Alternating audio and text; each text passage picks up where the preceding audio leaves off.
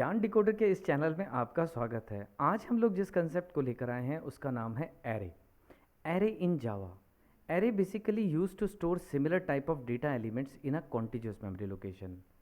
Array एक से ज़्यादा एलिमेंट्स को स्टोर करने के काम आता है और वो भी सिमिलर प्रकार के यानी सेम टाइप के। अगर आपने इंटीजर प्रकार का एरे बनाया है तो सारे एलिमेंट्स इंटीजर के ही आएंगे। और अगर आपने फ्लोट प्रकार का एरे बनाया है तो सारे एलिमेंट्स फ्लोट प्रकार के ही आएंगे। और अगर आपने करेक्टर प्रकार का एरे बनाया है तो सारे एलिमेंट करेक्टर प्रकार के ही आएंगे। और जो भी वो एलिमेंट्स होंगे वो कॉन्टिन्यूअस मेमोरी लोकेशन पे ही होंगे, यानी एक के बाद एक, एक के बाद एक, यानी इजीली एक्सेस करने के लिए हमारे को काफ़ी आसान हो जाएगा। दूसरा, it is finite because data size must be defined. Means हमें एरे का साइज़ पहले ही फिक्स करना पड़ता है। तो एरे का साइज़ हम लोग पहले ही बता देंगे तो फाइनाइट साइज़ का हो जाएगा। एक और बात, ये ऑर्डर में होंगे क्योंकि कॉन्टिन्यूअस मेमोरी लोकेशन में है तो एक के बाद एक एक्सेस करना हमारे लिए आसान हो जाएगा। और एक और इम्पॉर्टेंट बात, होमोजीनियस। होमोजीनियस मतलब similar type of data elements. Means integer प्रकार का एरे है तो इंटीजर ही आएंगे, करेक्टर प्रकार का एरे है तो करेक्टर प्रकार के ही आएंगे। तो बहुत ही आसान कंसेप्ट है लेकिन बहुत ही इंपॉर्टेंट कंसेप्ट है प्रोग्रामिंग पॉइंट ऑफ व्यू से या कंपटीशन पॉइंट ऑफ व्यू से, क्योंकि एरे हमारा एक डेटा स्ट्रक्चर भी होता है, यानी डेटा को स्टोर करने की टेक्निक है। तो आज हम लोग सीखेंगे कि एरे को किस तरीके से बनाएंगे, लेकिन एरे को बनाने से पहले इसकी मेमोरी रिप्रेजेंटेशन को समझना पड़ेगा कि ये बैकएंड में किस तरीके से डेटा को स्टोर करता है। तो चलिए हम लोग देखते हैं कि इसकी मेमोरी रिप्रेजेंटेशन किस प्रकार से होगी। जैसे कि हमने यहाँ पे एक एरे ले रखा है, तो एरे में जो एलिमेंट्स इस टाइम हमने रखे हैं वो हैं 11, 22, 33, 44, 55 एंड 66। तो अल्टीमेटली इस एरे के अंदर 6 एलिमेंट आ गए हैं तो इसका साइज़ 6 हो जाएगा। तो 6 एलिमेंट कुछ इस प्रकार से हमारे यहाँ पे ब्लॉक्स में होंगे, जैसे कि 11, 22, 33, 44, 55 एंड 66। ये 6 एलिमेंट हमने इस तरीके से ब्लॉक्स में रख दिए। अगर पहले डब्बे का एड्रेस, हमारा पहले जो ब्लॉक का एड्रेस है, अगर वो 1004 होगा तो नेक्स्ट ब्लॉक का 4 छोड़ के यानी 4 के डिफरेंस के साथ होगा, यानी नेक्स्ट का 1008 होगा, नेक्स्ट का 1012। तो 4 के गैप इजीली हो जाएंगे और ये एडजस्ट अपने आप ही कर लेता है एरे बैकएंड पे। एक और इम्पॉर्टेंट बात, अगर पहले ब्लॉक का नाम एरे ऑफ 0 है तो अगले ब्लॉक का नाम एरे ऑफ 1 कहलाएगा, फिर array of 2, array of 3, array of 4 and array of 5। जैसे कि हमें यहाँ पे 6 ब्लॉक्स हमें मिले हैं। पहला जो ब्लॉक होगा बस हमें ये याद रखना है वो एरे ऑफ 0 पे स्टार्ट होगा। तो array must always start with a 0 index. हम लोग अब अपनी इक्लिप्स आईडी ई की तरफ मूव करते हैं, जहाँ पे हम सीखेंगे कि एरे को कैसे बनाया जाएगा जावा में। तो चलिए हम लोग अपनी इक्लिप्स आईडी ई पे आ गए हैं। तो हम लोग क्या करते हैं, एसआरसी पे राइट क्लिक कर लेते हैं, न्यू पे चलते हैं, एक पैकेज बना लेते हैं एरे। तो एरे एरे हमने पैकेज बना लिया, इस पैकेज पे राइट क्लिक करते हैं, न्यू पे चलते हैं और एक क्लास बना लेते हैं, क्योंकि जैसे कि जावा ऑब्जेक्ट ओरिएंटेड प्रोग्रामिंग लैंग्वेज है तो हमें क्लास बनानी पड़ेगी। तो क्लास हम लोग ले लेते हैं एरे एग्जाम्पल और मेन बना बनाया ही रख लेते हैं और फिनिश करते हैं। और ये एरिया हमें मिल गया जहाँ पे हमने अपनी कोडिंग को डन करना है। थोड़ा सा फॉर्मेटिंग कर लेते हैं ताकि हमें आसान हो जाए काम करना। अब हम लोग क्या करेंगे, यहाँ पे एक साइज़ नाम का वेरिएबल लेंगे और इनफैक्ट यूज़र से वैल्यू डलानी है साइज़ की, तो स्कैनर लेना ना भूलें, स्कैनर ज़रूर बनाएं।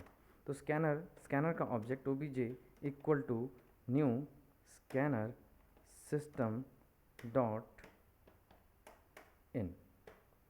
अब हम लोग यहाँ पे लिखेंगे एंटर द साइज़।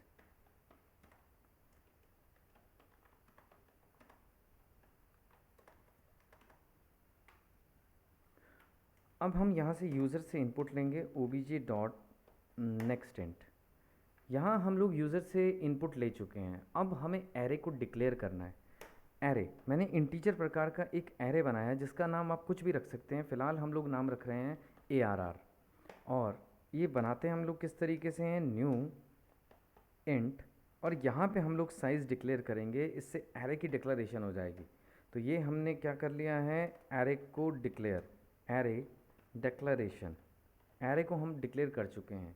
अब हमने एरे में एलिमेंट्स को रखाना है।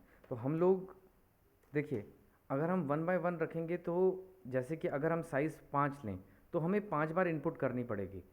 तो 5 बार इनपुट करने से बेहतर यही है कि हम लोग लूप में करते हैं, तो लूप में अपने आप एक लाइन लिखेंगे तो एक अपने आप ही यूज़र से इनपुट ये लेना स्टार्ट कर देगा।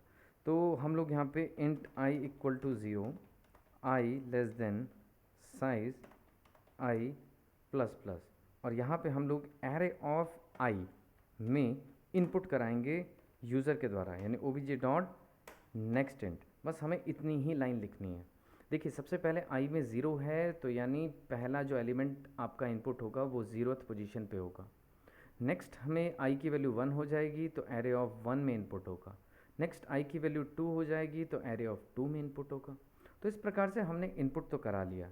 तो हम लोग यहाँ पे एक लाइन भी छोड़ देते हैं, enter the elements, enter the elements. और यहाँ हम लोग सारे एलिमेंट्स को एक बार देख लेंगे कि एलिमेंट सारे आए कि नहीं। तो एलिमेंट्स आर, और हम क्या करते हैं यहाँ पे एक फॉर लूप लगा लेते हैं और सेम वही int I equal to 0, I less than, आप चाहें तो साइज़ भी लिख सकते हैं या आप चाहें तो एरे डॉट लेंथ भी लिख सकते हैं। देखिए एरे डॉट लेंथ उतना ही निकालेगा 5 जितने का एरे का साइज़ होगा। तो आई प्लस प्लस हम लोग लिख लेते हैं और यहाँ पे system dot out dot print array of I हम लोग प्रिंट करके एक बार देख लेते हैं। तो चलिए हम लोग इसको रन करके देखते हैं कि आउटपुट किस प्रकार से आई। तो ये अभी हमें पूछ रहा है एंटर द साइज़, हम लोग 5 ले लेते हैं और एंटर द एलिमेंट्स। यही एलिमेंट्स हमने एरे में रखाए थे 11, 22, 33, 44, 55। देखिए हमें सेपरेट लूप बनाने पड़ेंगे, एक सेपरेट लूप इनपुट लेने के लिए और एक सेपरेट लूप प्रिंटिंग कराने के लिए। आप कोशिश कर सकते हैं कि यहाँ पे प्रिंटिंग की लाइन को छोड़ के देखें। तो इससे आउटपुट क्या होगी, जैसे हम लोग इनपुट कराएंगे 11 तो वो प्रिंट भी कर देगा साथ में 11। अगर हम लोग यहाँ पे इनपुट कराएंगे 22 तो वो प्रिंट भी कर देगा 22। तो ये कुछ अच्छी इनपुट नहीं लग रही है, तो हम लोग क्या करेंगे सेपरेट लूप लेके, देखिए ये भी सेपरेट मैंने एक अलग से लूप लिया है, ये भी सेपरेट एक अलग से लूप लिया है प्रिंटिंग करने के लिए। तो कोशिश करें अलग अलग लूप से इनपुट और अलग से प्रिंट करा के देखें एरे के एलिमेंट्स को। तो आज हमने यहाँ पे सीखा कि एरे को बनाएंगे कैसे, मीन्स डिक्लेयर कैसे करेंगे, एरे में एलिमेंट्स कैसे रखेंगे और एरे के एलिमेंट्स को एक्सेस कैसे करेंगे। तो बहुत इंपॉर्टेंट कंसेप्ट अब हमारे स्टार्ट होने जा रहे हैं। ये डेटा स्ट्रक्चर का पहला पार्ट भी है। तो डेटा स्ट्रक्चर यानी एरे। डेटा स्ट्रक्चर वैसे अगर हम आपको बताना चाहें, data structure is an technique to store the element in such a manner so that we can access the element quite efficiently. एक तरीका होता है डेटा स्ट्रक्चर कि हम लोग कैसे एलिमेंट्स को स्टोर करें so that we can access the element quite efficiently. Access means sorting, searching, deleting, inserting quite efficiently होना चाहिए। तो ये सारी टेक्निक्स अब हम लोग सीखने जा रहे हैं अपने इस सीरीज़ के एंड तक। तो अब हम लोग एरे को बहुत अच्छी तरीके से यूज़ करेंगे। एरे हमारे पास देखिए दो अलग अलग फीचर्स में अवेलेबल है, 1 dimensional array and 2 dimensional array and multi dimensional array.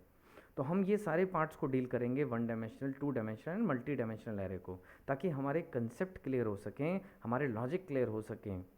Array के क्वेश्चंस करने से पहले एरे हमें बनाना आना चाहिए। तो अब हम एरे बनाना तो सीख गए हैं, अब एरे के क्वेश्चंस को हम लोग डील करेंगे अपनी नेक्स्ट वीडियोज़ में। Thank you very much.